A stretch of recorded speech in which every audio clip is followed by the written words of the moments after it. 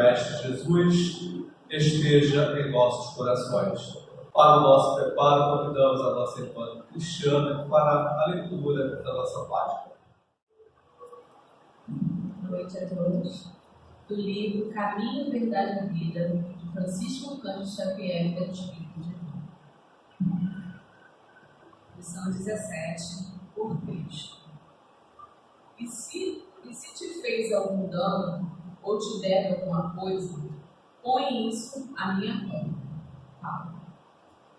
Enviando Onésimo a Filemo, Paulo, nas suas expressões inspiradas e felizes, recomendava ao amigo lançasse ao seu débito quanto lhe era devido pelo portador.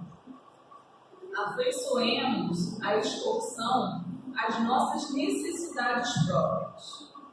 Em cada novo dia de luta, passamos a ser maiores devedores do Cristo.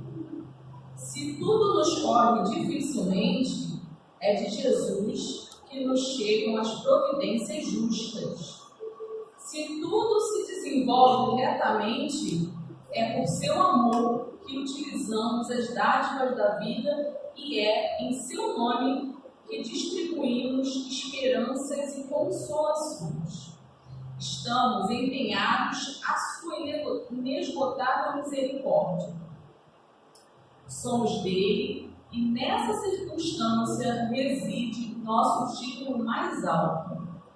Porque, então, o pessimismo e o desespero, quando a calúnia ou a ingratidão nos atacam de risco, trazendo-nos a possibilidade de mais vasta ascensão.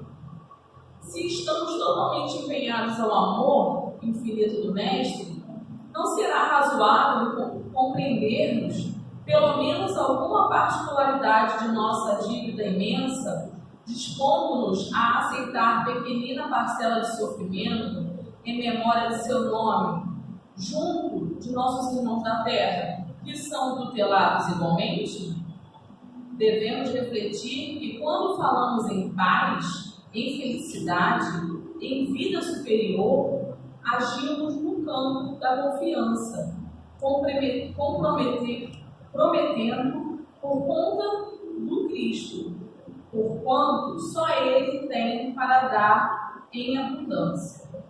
Em vista disso, caso sintas que alguém se converteu em devedor de tua alma, não te entregues a preocupações inúteis, porque o Cristo é também teu credor e deves colocar os danos do caminho em sua conta divina, passando adiante. Temos então os nossos olhos, elevemos o pensamento a Deus, dizendo assim: querido Pai, aqui estamos, Senhor, em teu nome, pedindo o seu amparo nesta noite, que possamos, Senhor, colher em nossa casa de paz tudo aquilo que necessitamos para a nossa caminhada.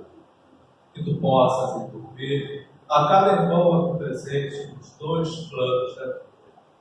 Tu possas também envolver a nossa irmã, expositora da noite, que ela possa ser amparada e que ela possa, Senhor, nos trazer os teus ensinamentos, envolvendo-a, Senhor, em mais essa noite. Que assim seja, graças a Deus. Agora, nós convidamos o nosso irmão Alexandre Machado, que fará para nós a divulgação da obra espírita. Meus irmãos, paz e alegria em nossos corações. Nesse mês de abril, que é o mês do livro espírita, nós trazemos aqui duas grandes obras, que são obras básicas do espiritismo, obras do nosso querido codificador Allan Kardec, e que estão justamente aniversariando este mês. A primeira, o Livro dos Espíritos, que foi lançado inicialmente no dia 18 de abril de 1857. Portanto, ontem completou 167 anos da sua publicação inicial, e que nessa primeira edição era uma obra mais simples, com apenas 501 perguntas, e já na segunda edição, revisada, ampliada, passou até as 1019 perguntas que nós temos até hoje. E justamente essa é a estrutura básica do livro, de perguntas e respostas, perguntas feitas por Allan Kardec e respondidas por espíritos superiores sobre os mais variados assuntos de psicologia, sociologia, filosofia, química, física, enfim, e tantas outras áreas do conhecimento humano. E na folha de rosto, nós temos aqui escrito, né, filosofia espiritualista, mostrando que é um livro que ressalta o aspecto filosófico do espiritismo, que tem outros dois aspectos, que é o científico e o religioso. E está assim, o Livro dos Espíritos, princípios da doutrina espírita sobre a imortalidade da alma, a natureza dos espíritos e suas relações com os homens, as leis morais, a vida presente, a vida futura e o porvir da humanidade, segundo os ensinos dados por espíritos superiores, com o concurso de diversos médios recebidos e coordenados por Allan Kardec. E essa obra, ela é dividida em 4 partes. A primeira parte das causas primárias ou causas primeiras, a segunda parte do mundo espírita, o mundo dos espíritos, terceira parte das leis morais e quarta parte das esperanças e consolações. Cada parte com vários capítulos esmiuçando esses assuntos. E uma coisa interessante que tem as 2 obras é que a FEB, a Federação Espírita Brasileira, ela está com essas edições especiais, letras grandes, fácil leitura. Então, uma letra maior para aqueles que, né, têm alguma dificuldade com a leitura, com aquela letra mais tradicional que tinha anteriormente. E a outra obra que a gente traz para hoje, também aniversariante, né, do mês, da semana, é o Evangelho segundo o Espiritismo, também de Allan Kardec, que foi publicado inicialmente no dia 15 de abril de 1864, então segunda-feira passada, fez 160 anos da sua edição inicial. Este ano, o Movimento Espírita comemora os 160 anos de O Evangelho segundo o Espiritismo, e que é uma obra também magistral de Allan Kardec, e que na folha de rosto nós temos o seguinte: o Evangelho segundo o Espiritismo, com a explicação das máximas morais do Cristo, em concordância com o Espiritismo e suas aplicações às diversas circunstâncias da vida, por Allan Kardec. Então, deixando claro que nós temos aqui várias passagens, trechos do Evangelho de Jesus estudados à luz do Espiritismo, para que possamos melhor compreender os ensinos de Jesus, vivenciá-los, sendo cristãos de uma maneira mais ampla, mais profunda e melhor. E nós temos aqui também uma frase de Allan Kardec, na folha de rosto, que vai aparecer depois no meio do livro, né? Fé inabalável só é a que pode encarar frente a frente a razão em todas as épocas da humanidade. Essa frase ela vai aparecer no capítulo 19 aqui do Evangelho, a fé transporta ou remove montanhas, quando nos mostra a proposta do Espiritismo de fé raciocinada e não fé cega, né? Aquela fé realmente guiada pela lógica, pela evidência dos fatos, pela razão. E uma curiosidade histórica em relação à obra é que quando ela foi publicada inicialmente, o título dela, lá em 1864, era Imitação do Evangelho segundo o Espiritismo. Mas, por sugestão de amigos e do editor de Allan Kardec, o senhor Didier, mudou já na segunda edição para o Evangelho segundo o Espiritismo. Imitação parece, né, coisa falsificada, né, de Paraguai, falsificada. Então, né, enfim, o Evangelho segundo o Espiritismo realmente ficou melhor, mais apropriado. E uma outra curiosidade histórica é que alguns meses antes do lançamento dessa obra, Kardec ele fez questão de se isolar numa casa de praia, numa cidade litorânea lá da França, para poder fazer a revisão da obra. Então, para a gente perceber todo o carinho dele, para que hoje a gente tivesse essa obra maravilhosa, que, se não é, deveria ser nosso livro de cabeceira, enquanto espíritas cristãos. E também com as letras grandes, facilitando a nossa vida.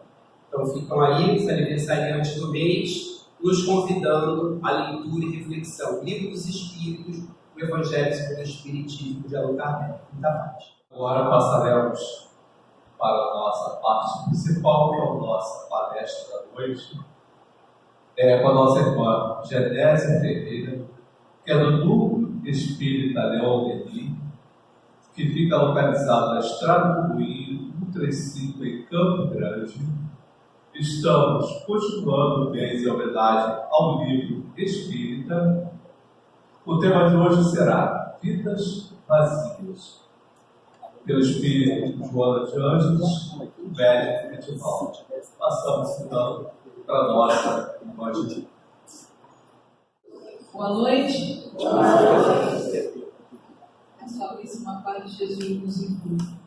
Hoje a gente traz um tema bastante reflexivo. Quando a gente adentra uma casa espírita, a gente tem a oportunidade de um refazimento. Quando a gente adentra uma casa espírita, a gente vem abastecer as nossas esperanças, para quando sairmos daqui bem revigorados.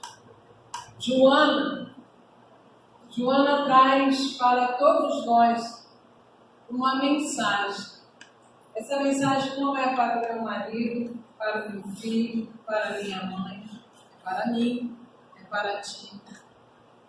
Então, que cada um de nós possamos refletir, analisar, pensar na mensagem que Joana está trazendo para todos nós essa noite. Porque ela nos pede, ela nos faz uma chamada. Sócrates traz no templo de Delfos, conheça-te a ti mesmo. Joana nos traz essa noite uma mensagem: educa-te a ti mesmo.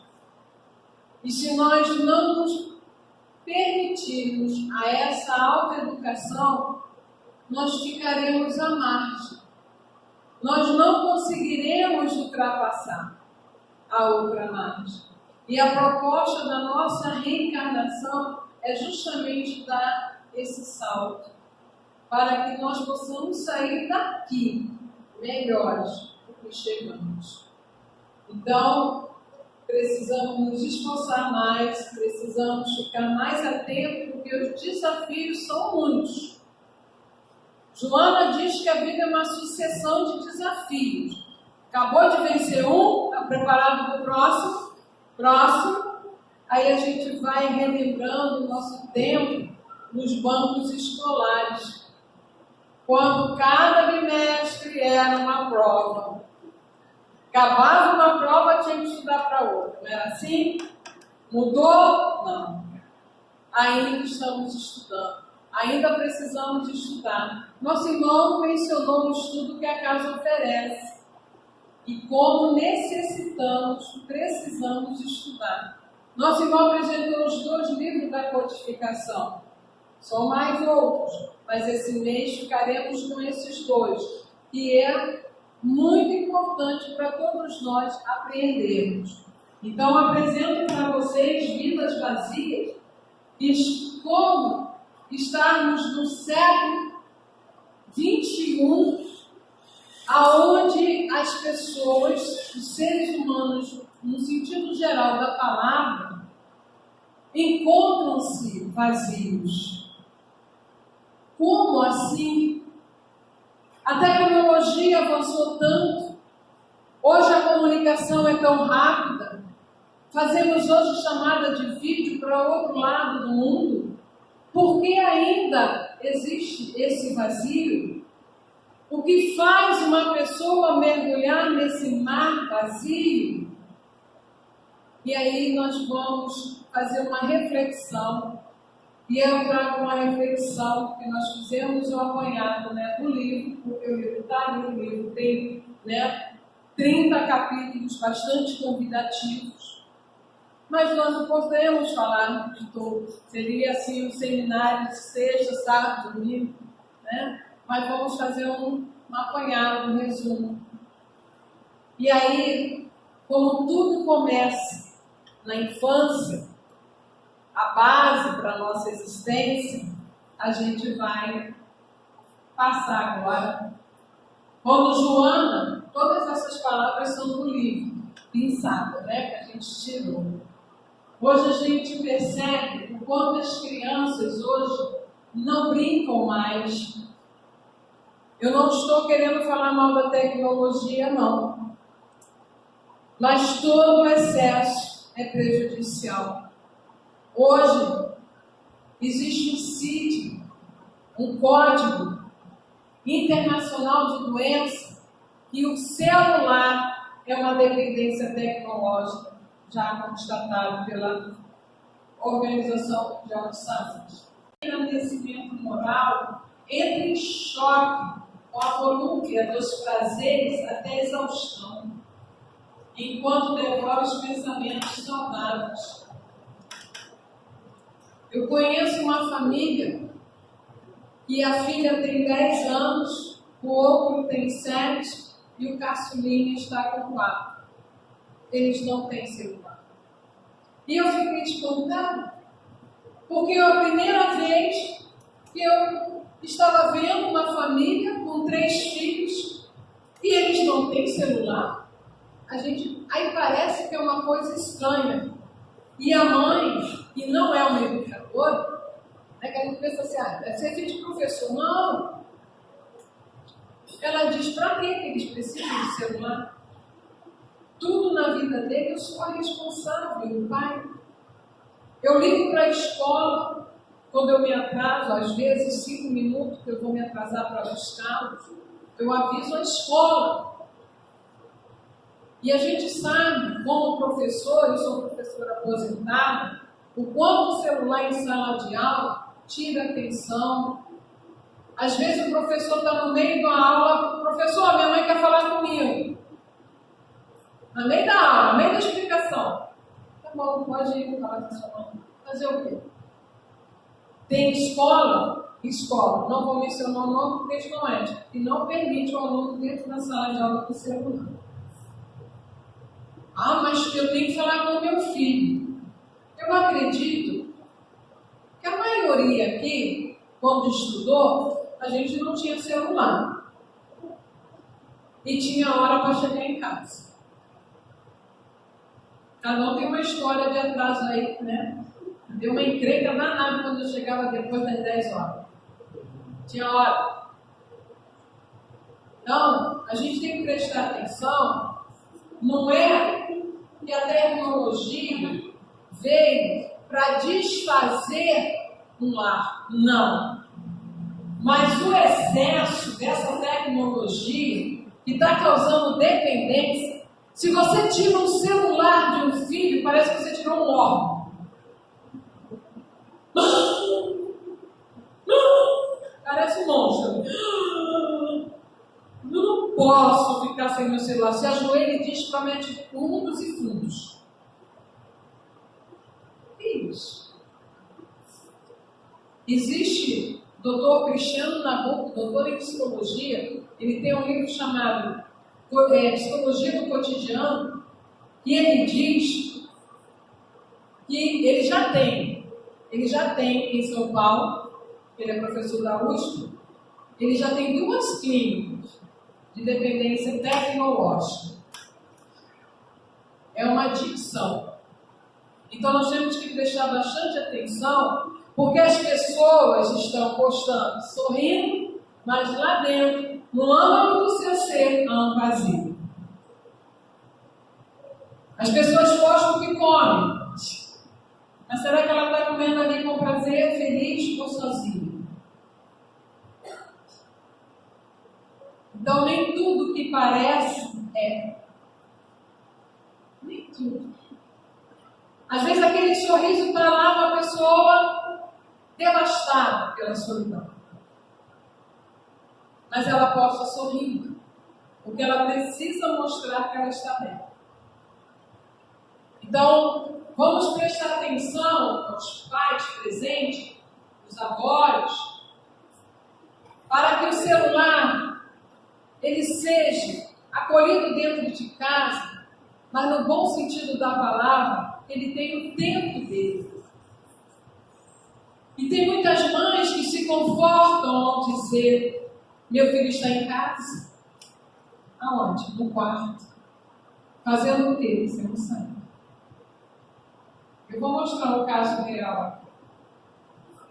Eu vou até que hora, que eu não sei. 9 horas. 9h15? 9h15 mesmo? É isso mesmo? Tudo bem, gente? Então, vamos lá. O que acontece?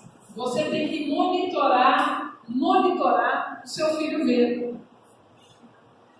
E pais de adolescente, pais de criança, existe a Sociedade Pediátrica Brasileira e diz que até os 5 anos não era para ter celular.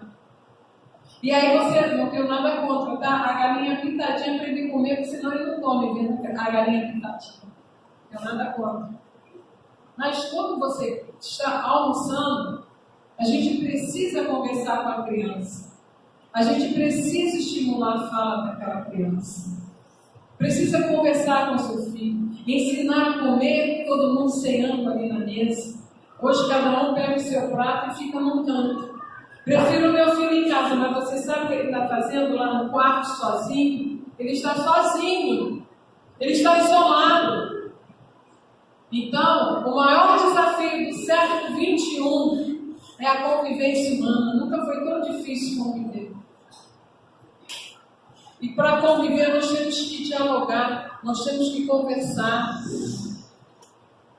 E aí a gente acha bonitinho uma criança de 3, 4 anos tem um canal no YouTube. Tudo tem que ser muito regrado. Tudo tem que ser muito monitorado. Porque aquela criança ela tem que brincar, as crianças não brincam mais. Por que você não brinca com seus filhos? Essa família que eu menciono, que é uma família para mim assim fora da curva, eles têm um quintal, aí o pai fez balanço de pneu, eles têm um escorrego, eles brincam, eles têm bichinho. Cada um tem um bichinho para cuidar. Tem coelho. E são vegetarianos. Eles não comem carne, nem as crianças. Então cada um tem um bichinho para cuidar. Aprender a zelar pela natureza, a cuidar de uma árvore.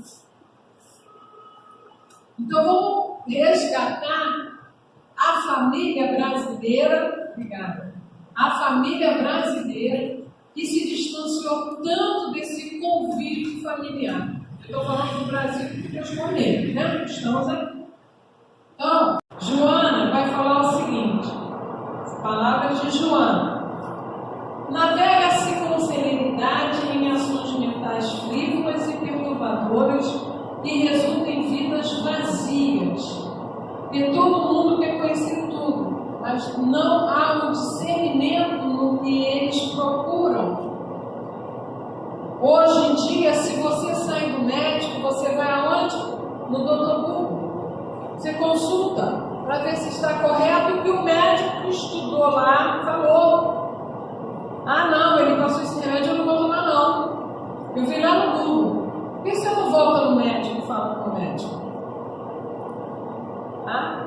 Então, vamos prestar atenção que a Joana continua. Apesar da variedade infinita de ideias e atitudes de engrandecimento, o ser humano esvaziou-se dos desejos de servir.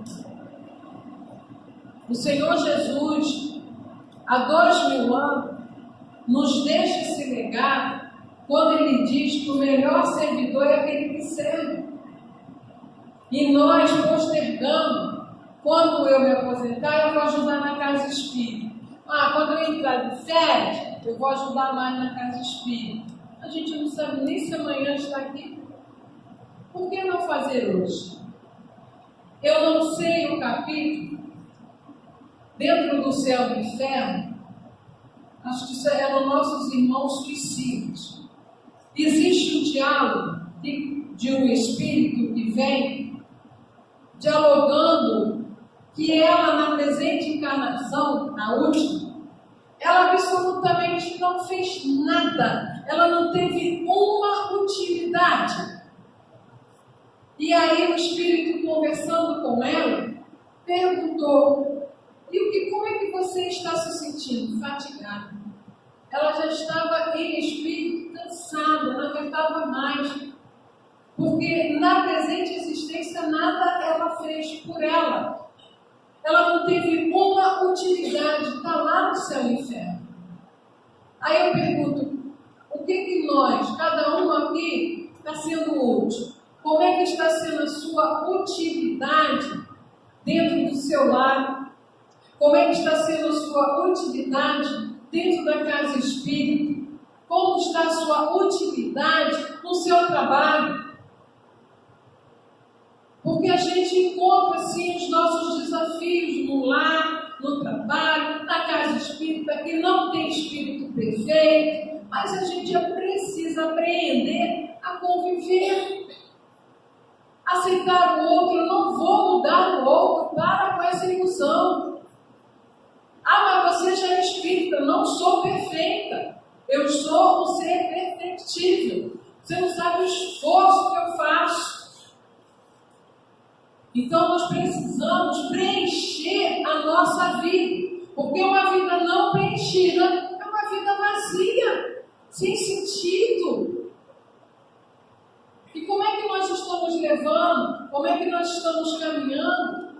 Aí a gente vai lembrar daquele desenho da Alice no País das Maravilhas, quando ela para e o gato pergunta: para onde você quer ir? Aí ela olha para a esquerda, ela olha para a direita, ela fala: não sei.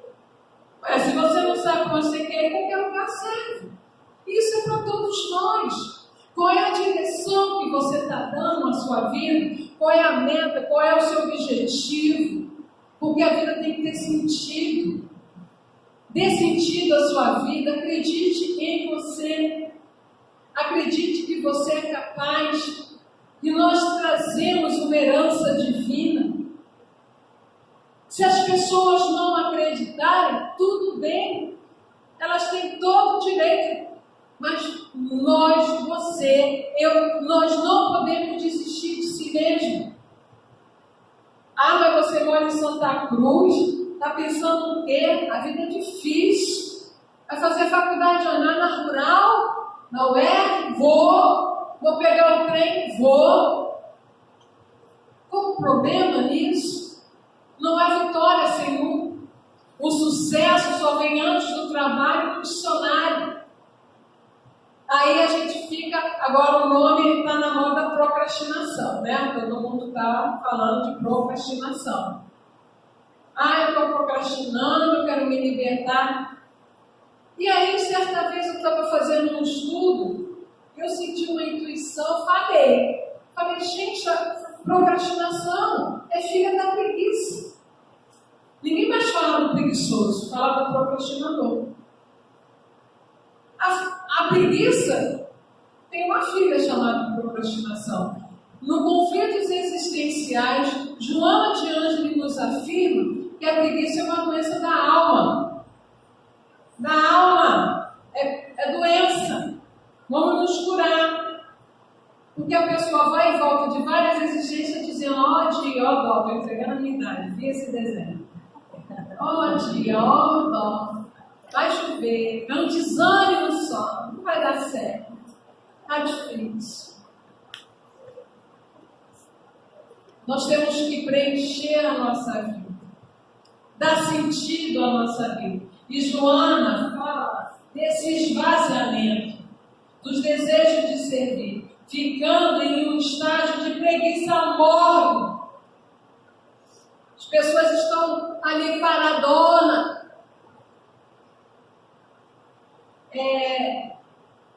Eu costumo assistir uma série chamada Crimes Mortais. Já assistiram? De vez em quando aparece lá na televisão. Eu preciso, até para o meu trabalho. E aí a gente percebe, eu gosto muito do Nazário, ele é pequenininho, ele faz a cirurgia em 3 degrauzinhos. E aí ele chega para a pessoa vai lá, se pesa, 320 quilos. Aí ele diz, você vai morrer. Ele é direto. Direto, você vai morrer. Você quer fazer a bariátrica? Então daqui a 2 meses você vem com menos 40 quilos. Menos 40. Vou te passar uma dieta. Ele passa. E o filósofo grego, antes de Cristo, é um filósofo, e ele disse, seja o teu alimento a tua cura. Seja o teu alimento a tua cura. E hoje a gente quer o fast food. Uma delícia. Mas o excesso prejudica. E aí a pessoa volta, aí consegue 40, outros não conseguem, volta de novo. É uma disciplina. Ele está te disciplinando. E aí a pessoa vai, faz a bariátrica depois, mas tem um acompanhamento psicológico, porque não adianta você reduzir seu estômago e comer como gordo. Aqui, ó. Está tudo aqui, ó. Não está aqui, é aqui. E a gente não desperta para isso. A gente quer as facilidades. A gente quer o que é bom, que é exagero. Aí a gente entra no encrenca. Aí vem a glicose que aumenta, o estômago que não suporta mais. E quanto mais você come, você quer comer. E interessante analisarmos que absolutamente todo excesso esconde uma falta. É por falta de quê? O que está te faltando? Essa fome emocional está dizendo alguma coisa. Todo excesso esconde uma falta. E aí a gente tem que trabalhar em cima dessa, para preencher. E sabe como é que a gente preenche? Amor. Ame-se. Educa-te, como diz Joana. Então ela diz assim: uma preguiça mole, somente se interessando pelas sensações fortes. Que delícia, né? Gente, se deixar, eu como 1 quilo de batata frita. Adoro. É o meu paladar infantil. Eu tenho que confessar isso. Mas a gente não tem que educar? Fazer um esforço? Tem que fazer um esforço.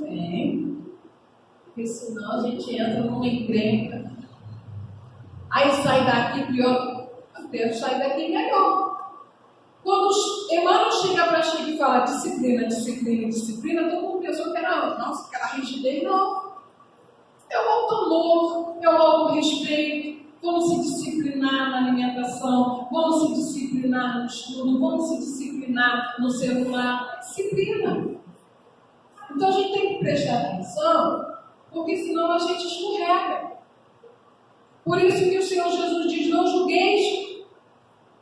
Porque se eu julgar o meu irmão, amanhã sou eu. Estou fazendo a mesma coisa. Já jogou tanto fulano.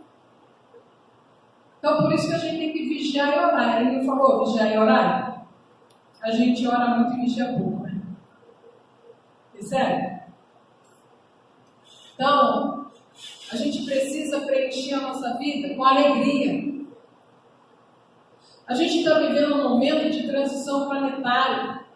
Eu vou ao mercado, a gente fica ouvindo determinadas coisas, que essa guerra que está acontecendo no Oriente Médio, que vai e volta, né?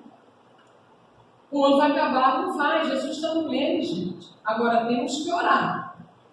Que cada um aqui eleve o seu pensamento para o nosso planeta Terra. No seu culto do Evangelho no lar, pedindo pelo nosso planeta, pelos nossos governantes. Precisamos pedir paz. Nós temos paz? Você está em paz, e a paz não tem preço, a paz tem valor. Qual o valor que você dá para a sua paz? gente precisa pensar na nossa paz. Porque às vezes a gente ouve o barulho dos outros. A gente põe a capa da Mulher Maravilha e quer salvar todo mundo. Salve assim. Porque você só vai dar o que você tiver.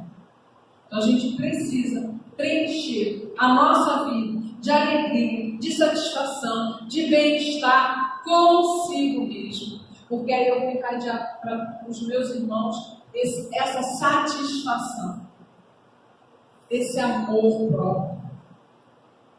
Então, Joana nos convida a ter um pensamento de servidor. Aí ela diz assim, ó, não se esqueça, ninguém está salvo desses momentos difíceis. Ninguém está salvo. Ninguém. Aqui ninguém promete o paraíso no sentido de que está todo mundo salvo. Não. Momentos difíceis acontecem, são os testes das nossas vidas. Ele não dá fardo pesado a ombro leve. Ele dá de acordo com o que eu posso suportar. Mas tem momentos que a gente fica igualzinho àqueles discípulos. Jesus, o barco vai virar. A gente está no mar da vida. Às vezes o nosso barco balança tanto que ele entra na água, a gente se molha todo, a gente chora tanto e pensa que não. O choro pode durar uma noite, isso é bíblico, mas a alegria vem pela manhã. Aí Joana diz, ninguém é salvo desses momentos difíceis. Todavia, todos têm o dever de superá-los e avançar confiantes nos resultados opímos das ações enfrentadas. Assim, age sempre, pedindo para a gente, ó, assim, age sempre com correção e não serás vítima de inquietações desgastantes. Às vezes a gente senta na cadeira de vítima. Nossa! Às vezes a gente senta naquela cadeira e diz assim, você não está vendo o que eu estou passando? Olha o que eu estou passando. Você não sabe como que dói? Dói. Mas você quer ajuda? Porque o Senhor Jesus nos deu uma lição, como sempre, quando jogaram aquela mulher adúltera e queriam apedrejá-la e testaram Jesus. Estado. Aí, ó, essa mulher foi pega em adultério. Aí, ó. E dizes? A lei diz que manda apedrejar. E dizes? Aí Jesus levantou-se. Dizem que ele estava escrevendo ali virtudes. Levantou e disse, ó, quem não tiver nenhum pecado, tira a primeira pedra. Todo mundo marcou sua pedrinha, ó. Aí. Tem uma cena ali, é o que Joana está falando. O Senhor Jesus olha para ela, não pega ela, mas ele estende a mão. O que ela fez? Ela vai ao encontro e segura na mão dele. Eu ficava muito intrigada, eu ficava inquieta quando, logo que eu aprendi na adolescência ainda, vendo aquela história do cego Bartimeu. Jesus estava passando por Jericó e aquele cego, Jesus, filho de Davi. Eu acho um espetáculo essa passagem, porque quando você quer, você tem que gritar. Jesus, filho de Davi, cala a boca, cego. Barulho que está fazendo. Todo mundo lá pedindo para o cego falar mais baixo. Jesus, filho de Davi. Jesus para. Leon Denis, no grande enigma, ele diz que Jesus é médio de Deus. Parou e falou assim, traga Bartimeu. Alguém deu nome para Jesus? Não precisa. Ele sabe teu nome, ele sabe o meu. Ele nos conhece pelo nome. Aí ele chegou, cego. Aí Jesus pergunta o quê? O que queres que eu te faça? Como assim? O que o cego quer? Por que ele perguntou? Porque se quer. Sair daqui, ó, das entranhas, daquela vontade de dizer, eu quero enxergar e eu sei que tu pode, eu posso. Fez uma manipulação, cuspiu, fez uma lamazinha, papá, vai lá lavar. E a história todo mundo já conhece o final. O Senhor Jesus pergunta para mim, para você, para cada um, sabe esse problema que você está passando? Esse mesmo que você acabou de pensar? Jesus está te perguntando nesse momento o que queres que eu te faça. Porque se a gente não sabe, como é que a gente quer que Ele nos ajude? Como o professor em sala de aula que acabou de explicar e perguntou, alguém tem dúvida? Você levanta assim, professor. Eu não entendi isso que o senhor disse. Ele volta e explica novamente. É simples assim. Fala. Eu gosto muito de uma frase do Dr. Drauzio Varela, que ele diz assim, se você não falar, você adoece. Fala, abre a boca, solta. Procura ajuda, porque sozinho a gente não dá conta. Mas o nosso orgulho é tão grande que a gente se fecha. Aí fica uma vida o quê? Vazia. E aí Joana, ela nos pede aqui, age sempre com correção e não serás vítima de inquietações desgastantes. Porque aí você fica tentando, estou tentando. É o cachorro correndo atrás do rabo, não sai do lugar. Levanta-te, anda. Pega teu leito, anda. É assim que ele faz conosco. E a gente quer que o outro pegue o nosso leito. A gente quer que o outro faça, você não está vendo que eu não posso? Pode. Você pode, desde que você queira. Você pode. Todos nós podemos, tudo posso, o que Paulo fala? Tudo posso naquele que me fortalece. Quem te fortalece? O Senhor Jesus. Porque ninguém vai ao Pai senão por Ele. Então, atenção para todos nós, né? Ai, Deus. Gente, eu trouxe essa cena que é de suma importância, que é um caso real, essa foto. E ela diz assim, os esportes educativos e terapêuticos vêm sendo substituídos pelos desafios superlativos, as resistências orgânicas e as criaturas desnorteiam-se em enfrentamentos contínuos com a morte, a paralisia, a perda da saúde. Então ela fala assim, gente, nós estamos há alguns dias, né, para a grande Olimpíada em Paris, onde temos nossos, né, esportistas brasileiros. Eu particularmente gosto muito do skate, minha mãe me proibiu de andar de skate, porque ela disse que era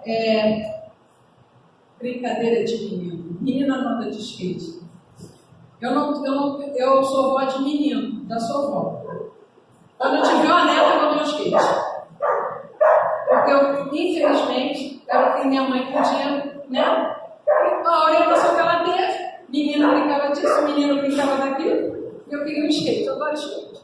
Estou torcendo aí, temos muito bons, hein, skatistas. Vai ter a Olimpíada agora. Por que não bota o teu filho para o esporte? O esporte disciplina, o esporte educa. Meu marido é tenista, não profissional, adora tênis. Eu aprendi tênis com ele. Dá uma concentração estúpida, tênis, nossa senhora. Como a gente concentra? Como o ping-pong é importante para a concentração.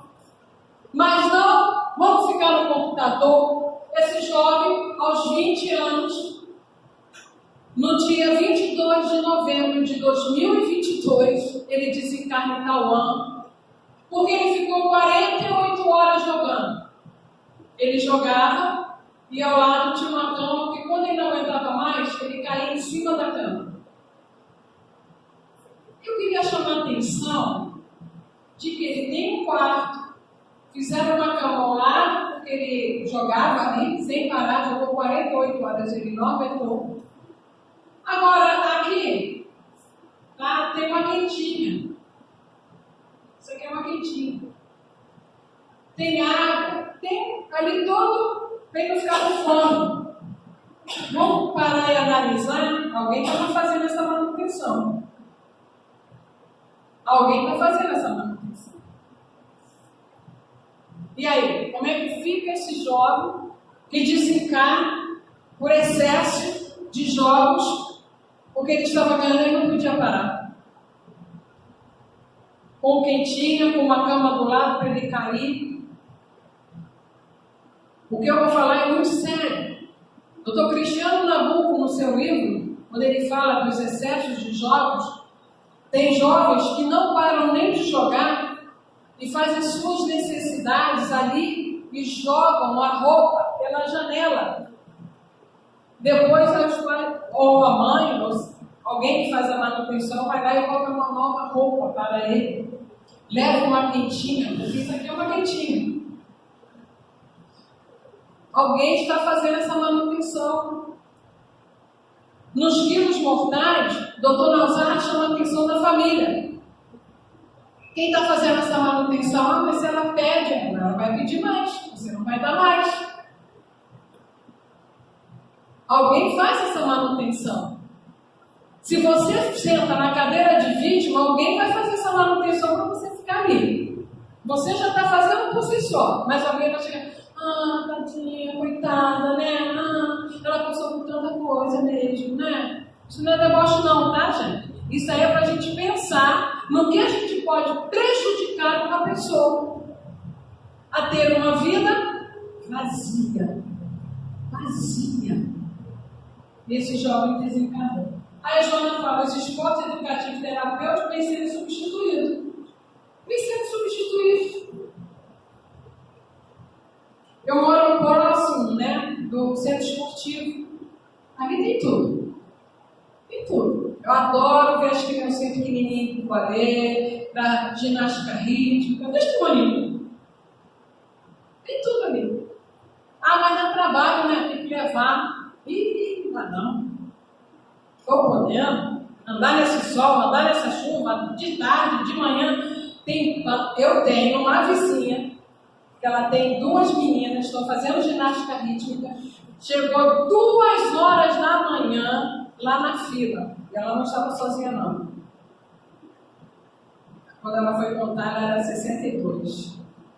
Para pegar uma vaga para a filha. Falei, caramba. Quando a gente quer, a gente faz, né, gente? Quando a gente não quer, a gente arruma desculpa. Muito filho no esporte. É a Joana que está falando aqui, né? Os esportes educativos e terapêuticos têm sido substituídos. Aí, ó, olha a encrenca que deu. Desencanou. Como é que vocês acreditam que ele deve ter chegado no plano espiritual? Um suicídio. Assim. O que ele fez por ele enquanto ele estava encarnado? Nada. Ele teve uma vida vazia. Como é que nós temos que preencher mesmo a nossa vida? Com auto-amor, auto-respeito. Eu não vou fazer nada que me prejudique. Pelo menos nessa eu não quero mais. Chega aqui em casa. Deixei lá. Eu tenho que me esforçar. É esforço, hein? Aqui não está nenhuma supra-sumo da perfeição, não. É esforço. Então, seguindo com Joana. A vida humana tem o sublime objetivo de amar, ó, e se aprende através de cuidadoso treinamento, desde os primeiros dias do corpo. Então, quando a gente está com o bebezinho, é para conversar com o bebezinho, é para dizer o quanto ele é importante. Quando você toma um banho, está lá no livro Ânimo, do Lorival Lopes, tem uma páginazinha escrito banho. Quando você tiver banho, ensaboe-se fazendo uma prece, agradecendo, para tirar toda aquela... Às vezes a gente está num dia tão tenso, um trem tão cheio. Eu não tenho carro, eu vim de Uber. Mas eu já ando de ônibus, eu ando de trem, eu ando de van. E às vezes eu pergunto, né? Hoje o trem está ótimo. Eu falo para o meu filho, tem quem acha. Eu sou do tempo que não tinha ar, não. Era aquele trem cheio que Deus me perdoe. As portas que eram abertas lá, que nem fechavam mais. Hoje não está bom, gente, andar de trem. Paraíso hoje. Mas a gente precisa passar, agradecer. Mas aí tem aquele dia pesado, não tem? Nossa, lá no trabalho deu aquela confusão, a gente ficou impresso pelo aquele irmão, mas a gente se sentiu tão mal, né? Chega, toma um banho, relaxa. Relaxa, faz a tua prece quando estiver tomando banho, toque em você, acaricie, diz assim, poxa, como é bom esse povo, agradeça, Senhor, obrigado por esse povinho. Às vezes eu maltrato tanto ele, mas eu vou aprender a cuidar dele. Está lá no Evangelho, cuidar do corpo, que a gente precisa. Isso aqui é o nosso vestimento. E aí Joana continua.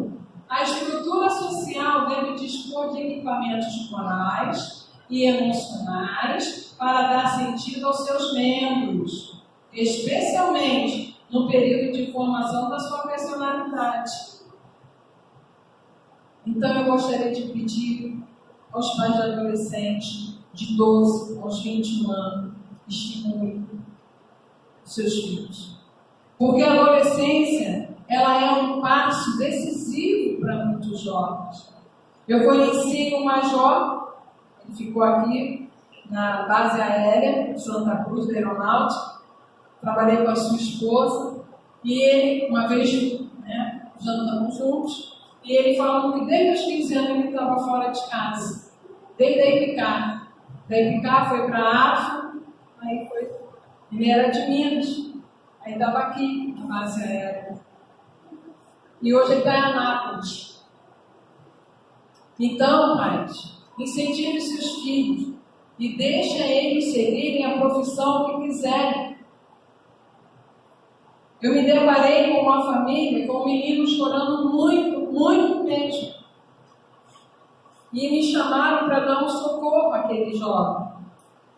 Porque o pai não queria que ele fizesse uma determinada faculdade porque não ia dar dinheiro. O que dá dinheiro, energia, Bezerra tem uma página que fala de dinheiro. E às vezes a gente coloca o materialismo acima da vocação. Porque todos nós, antes de reencarnarmos, temos a nossa vocação. Lá no plano espiritual. Eu sou professora desde os 9 anos de idade. Pedi ao meu pai um quadro negro de presente, ele fez um muro de um quadro, eu sou do tempo do giz, me deu 2 caixas de giz e eu comecei a dar aula para pato, galinha, que minha casa era um sítio. Chamava coleguinha para dar aula, porque eu já tinha essa vocação. Não diga que a vocação do seu filho não vai dar dinheiro, porque ele já veio predeterminado para ela. E às vezes esse filho também vai zarpar, vai encontrar outros, rumos em outros países, estados, que assim seja.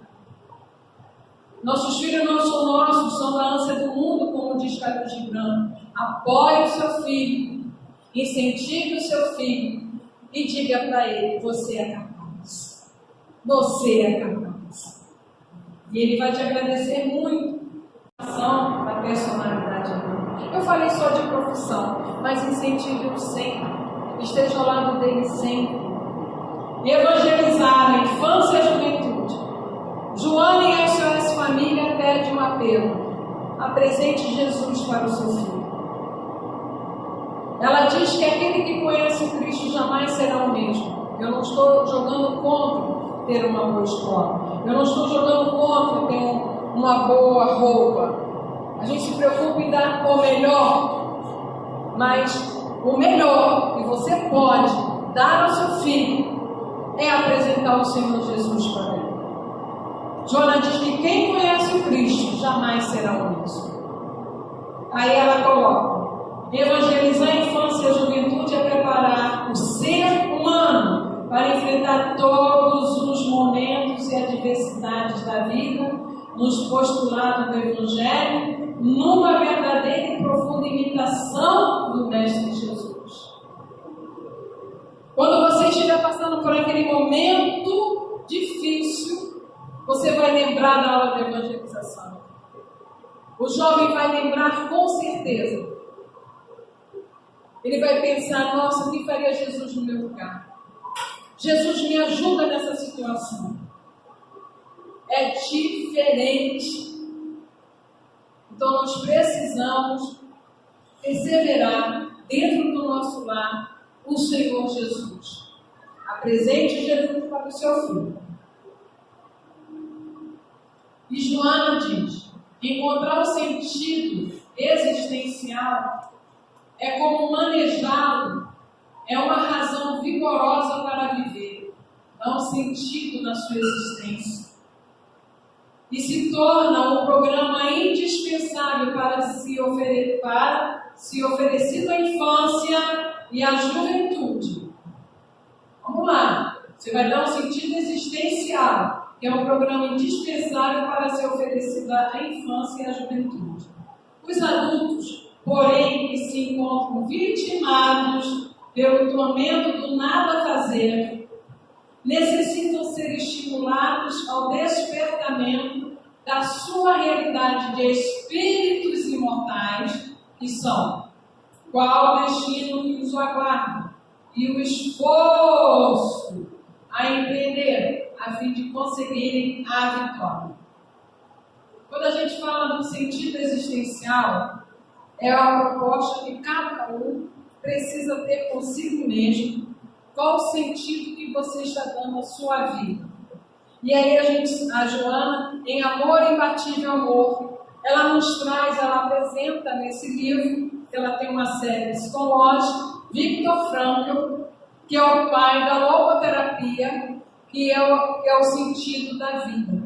Viktor Frankl, médico, na Segunda Guerra Mundial, foi preso, foi lá campo de concentração, junto com a sua esposa grávida de 6 meses, seu pai, sua mãe, seu irmão, todo mundo. E aí eles foram separados. Ele ficou 5 anos no campo de concentração. Ele emagreceu 45 quilos. E a guerra acabou. Mas a sua família não existia mais. A mãe e a esposa haviam sucumbido na câmara de gás, assim como seu pai e seu irmão. A guerra acabou. Ele olhou para ele, o farrapo humano, e disse: o que eu vou fazer da minha vida? Eu preciso achar um sentido para a minha vida, porque lá fora eu não sei o que eu vou encontrar. Ele já era médico. Ele teve ajuda, como todos nós temos. Ninguém fica desamparado. E aí, com essa ajuda, ele foi se recuperando, fez psicologia, ele já era médico, neurologista, fez psicologia, e dali ele casou, construiu uma família, ele deu um sentido à vida dele, teve 3 filhos. Olha-se no espelho hoje e diz: fala, eu vou dar um sentido à minha vida. Se ela já tem, eu vou dar mais sentido. Porque nós temos que nos determinar para que estamos aqui. Não é por que eu estou aqui. Para quê?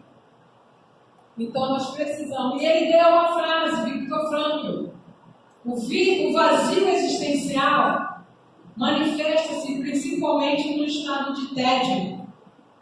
Tinha uma música popular brasileira que dizia assim: sabem esses dias e que horas dizem nada? Isso é tédio.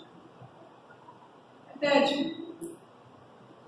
Em Jesus no lar, Neo Lúcio nos traz uma passagem que Jesus conta aos seus discípulos. Quem tem Jesus no lar, dever para casa.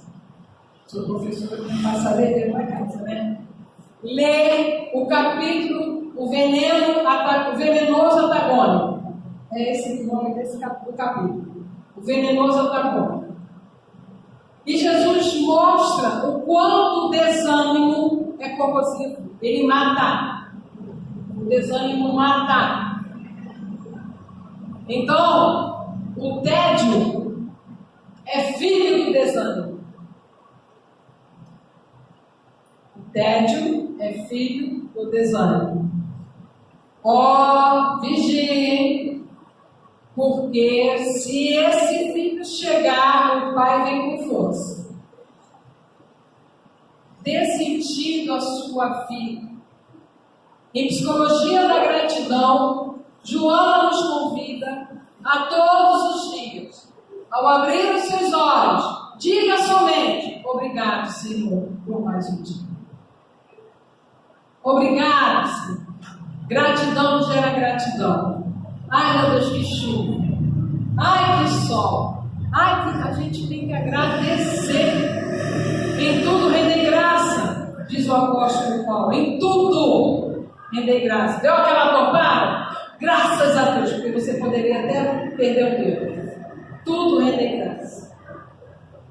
Para terminar, Joana diz: as vidas vazias são efeito da acomodação social e dos comportamentos extravagantes que alucinam as massas mal conduzidas.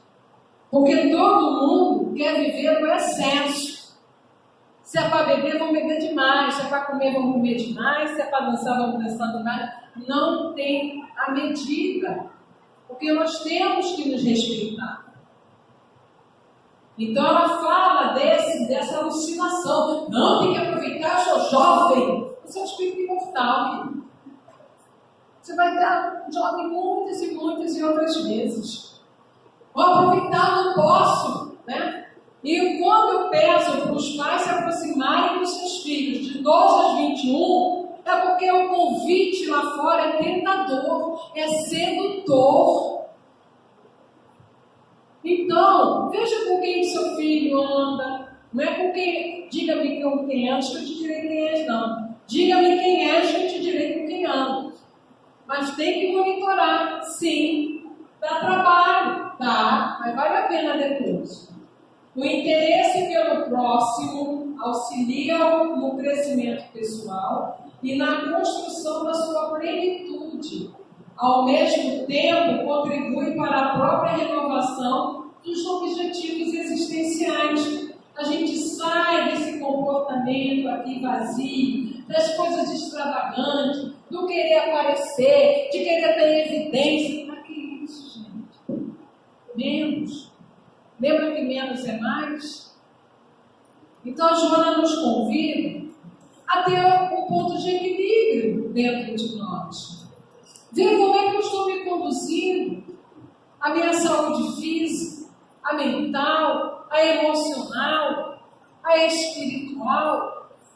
E ela nos diz aqui, eu vou ter que ler pertinho, né? Porque está longe, não está dando legal. Ó. Mostre, olha que ela convida.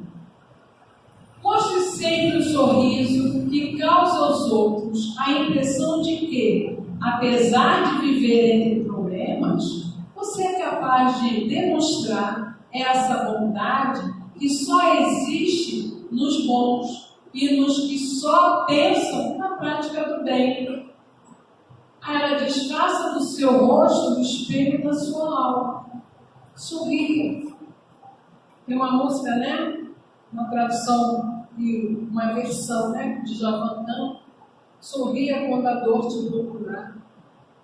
A saudade atormentar os teus dias. Sorria.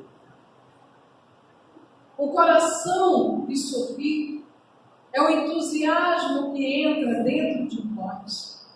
E o entusiasmo é o elixir da alegria. Nós precisamos nos entusiasmar mais e lembrar que nós somos criatura de Deus.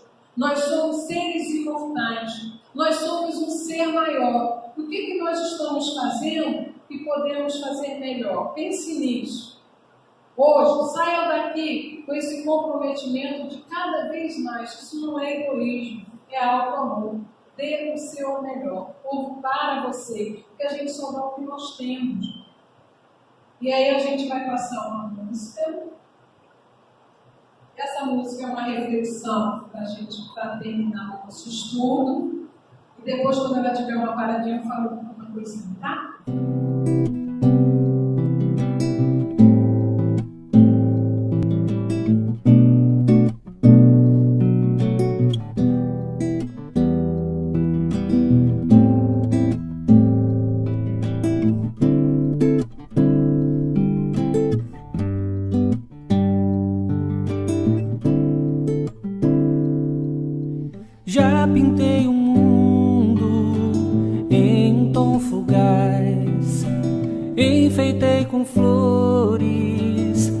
artificiais, muito me feri, até a razão emergir.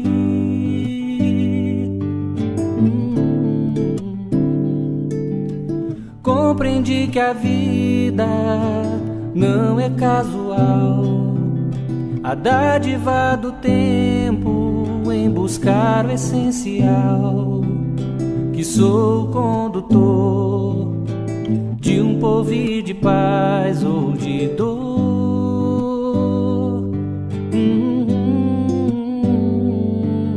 Já pude perceber o âmago das pedras, a seiva da raiz, o instinto das feras do elemental, ao limiar do eu imortal.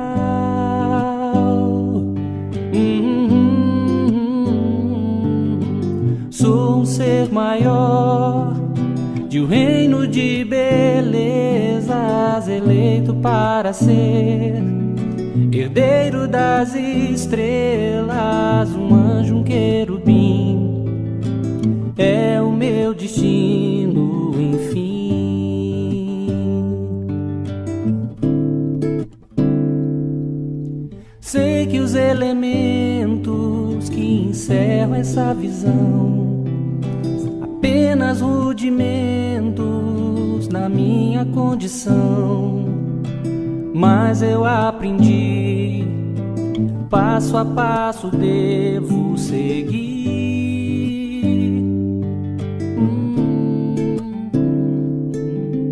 Pois divina força move em conspiração de me impulsionar nessa clara direção. Quando descobri, melhor do que querer é servir.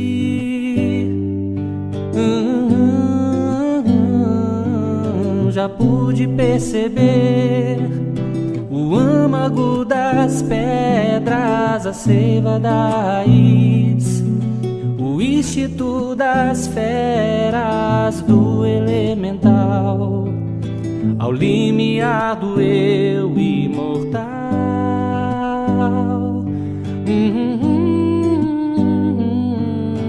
Sou um ser maior de um reino de belezas, eleito para ser herdeiro das estrelas, um anjo, um querubim, é o meu destino, enfim.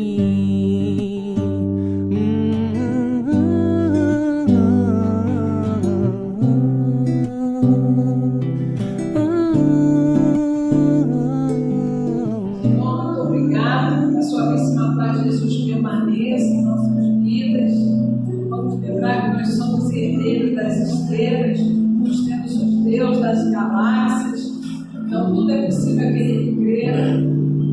Faça, de hoje uma noite especial e daqui para frente a gente seja cada vez mais amoroso, gentil consigo mesmo, crescendo a nossa vida com mais amor. Ame-se, cure sua vida. Muito obrigada. Nós agradecemos a nossa irmã pelo estudo da noite, possamos em silêncio fecharmos os nossos olhos, elevarmos os pensamentos a Deus, dizendo assim: querido Pai de amor, de bondade, Jesus, Mestre, amo, pedimos neste momento que Tu possas envolver a cada irmão que aqui está, que cada um possa receber através do passe magnético tudo aquilo que necessitam e precisam deste momento.